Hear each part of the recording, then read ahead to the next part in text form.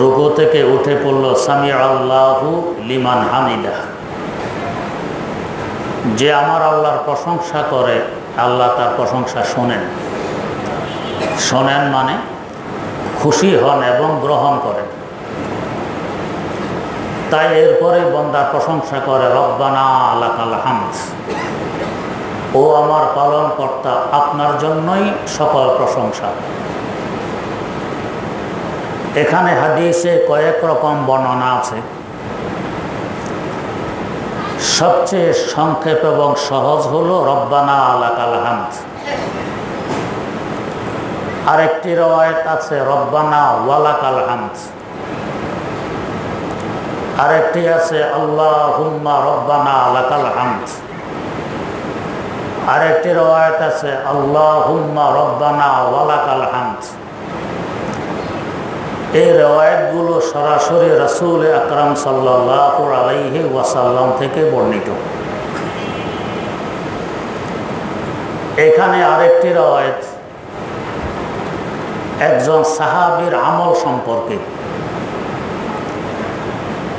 সাহাবী এখানে পড়েছিলেন রব্বানা লাকাল হামদ হামদান কাসীরান তাইয়িবান মুবারাকান ফীহি। নামাজের পর রাসূল আকরাম সাল্লাল্লাহু আলাইহি ওয়াসাল্লাম জিজ্ঞেস করলেন, এটা কে পড়েছে? সাহাবী বললেন, আমি পড়েছি। রাসূলুল্লাহ সাল্লাল্লাহু আলাইহি ওয়াসাল্লাম বললেন, তোমার এই পড়ার সওয়াব লিখতে ফেরেশতাদের মধ্যে কাড়াকাড়ি আরম্ভ হয়ে গেছে। এইটা এক সাহাবীর আমল। তো সাহাবীর আমলের সওয়াব লিখতে যদি সাহাবায়ে কেরামের মধ্যে কাড়াকাড়ি শুরু হয়, আর আগের চারটা তো স্বয়ং রাসূলুল্লাহ সাল্লাল্লাহু আলাইহি ওয়াসাল্লামের আমল, ওইটা নিয়ে তো মারামারি হওয়ার কথা। ফজিলত বেশি কোনটার হবে? সাহাবীর আমলের বেশি না রাসূলের আমলের বেশি? রাসূলের আমলের বেশি।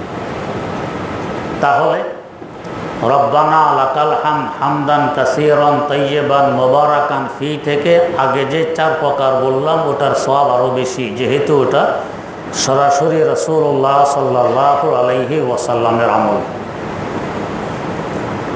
এই যে চার প্রকার রাওয়ায়াতের কথা বললাম, এগুলো বুখারী শরীফে আছে।